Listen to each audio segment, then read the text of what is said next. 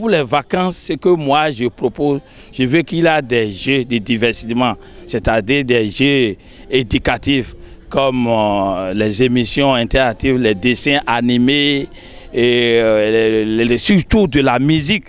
Parce que il me semble que Golf FM ne joue plus beaucoup de la musique et ça baisse la maison, ça baisse l'aura de la maison. Ça, quand les gens n'écoutent pas les musiques, ils sont ennuyés autour d'une télévision ou d'une radio. Donc il faut aussi des musiques, pas seulement des informations. Et il faut des émissions interactives pour les enfants. Quand ils sont en vacances, on peut leur poser des questions sur l'histoire du pays. On peut leur poser des questions sur l'orthographe, grammaire, tout ça là. Et les institutions du pays, il y a beaucoup d'enfants qui ne connaissent même pas le nom d'une certaine institution du pays. Ils ne connaissent pas le nom des présidents des institutions du pays. C'est des choses que le groupe de presse de la Gazette du Golfe peut organiser pour rehausser l'image de la télévision, de la radio. Et les enfants, quand ils appellent, ils gagnent. Et il peut gagner des petits lots, même s'il n'a pas de lot. Si on dit ah, bravo, telle personne, bravo, tu as gagné, c'est déjà bien pour l'enfant, c'est déjà bien pour ses parents seront aussi contents. Quand on pose des questions aux enfants, ils répondent. Voilà, ils répondent. Les parents sauront que ah, mon enfant, il est fort dans tel domaine, dans tel domaine. Ça serait une très bonne chose. Donc, il faut diversifier les jeux et les dessins animés, j'ai déjà dit ça tout à l'heure. Donc, autre chose pour pouvoir donner de l'envie aux enfants à suivre la télévision ou à écouter la radio. Ça, c'est une très bonne chose. Je souhaite que Golf Télévision organise de petites émissions de divertissement, certes, mais de divertissement utile, comme des émissions de culture générale, des divertissements d'éveil, des jeux de société, des jeux de réflexion, des jeux qui vont permettre à l'enfant d'utiliser ses connaissances, de se remettre en question, de faire des recherches, de se cultiver. De petits débats télévisés entre enfants, par exemple, leur soumettre de petites thématiques autour desquelles ils peuvent se confronter des idées et continuer par apprendre afin que ça soit des vacances pas seulement consacrées aux jeux ordinaires, aux loisirs ordinaires, mais des vacances avantageuses où on n'abandonne pas complètement le cahier, le bic, les livres, mais au cours desquels on continue de se perfectionner, de faire des recherches.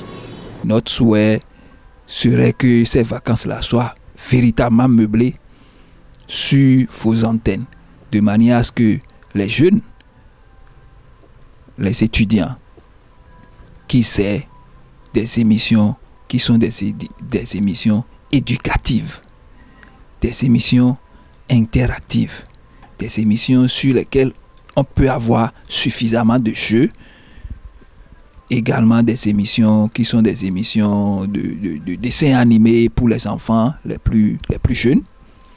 Et je crois que ces émissions feront certainement que notre chaîne, qui aujourd'hui est en train d'être délaissée à la faveur d'autres chaînes, que ces émissions-là amènent petitement encore certains de nos auditeurs à revenir à la case de départ. Et parmi ces éditions-là, il faut suffisamment des émissions qui sont faites sur la base de notre culture. Aujourd'hui, sur nos antennes de la radio, nous n'avions plus assez d'émissions en langue. Il faut que désormais, nos langues soient priorisées. Il faut qu'on donne beaucoup d'émissions en langue, en Fongbe, en Yoruba et dans toute autre langue qui puisse nous permettre de nous revoir dans toutes les émissions qu'on nous présente. Aujourd'hui, tel n'est plus le cas sur notre groupe de presse. Et je crois que à travers cette émission, le PDG nous donnera toujours une attention particulière, va certainement en tenir compte pour que les émissions en langue reviennent encore en force. Surtout pour nos enfants. Parce qu'aujourd'hui, il y en a qui sont en train de perdre leurs racines. On est en train de les déchousser. Or, aujourd'hui, il faut qu'à tout prix, nos enfants, à travers nos langues, aient une base, une éducation solide. Et ça, ce ne sera qu'à travers les émissions que vous allez de temps en temps descendre sur le terrain pour organiser. Ce que moi, je voudrais le plus demander, c'est que notre chaîne soit vraiment apolitique. Que notre chaîne soit, ne soit pas une chaîne partisane, si je vais être vraiment trop clair. Que les journalistes cadrent bien les émissions et qu'il n'y ait pas vraiment de parti pris. Parce que vous êtes au service de la nation et non d'un clan politique. Aussi, voilà, nous sommes en pleine période de vacances scolaires et universitaires, vais-je dire. Il faudrait que des émissions qui ont trait à l'éducation civique soient vraiment instaurées au niveau de la télévision et de la radio. Que ce soit surtout l'éducation, qu'on développe au niveau de cette chaîne un code de très bonne conduite. Parce que vous savez, nous tendons aussi légèrement vers 2026. Faudrait plus d'émissions de sensibilisation, de moralisation,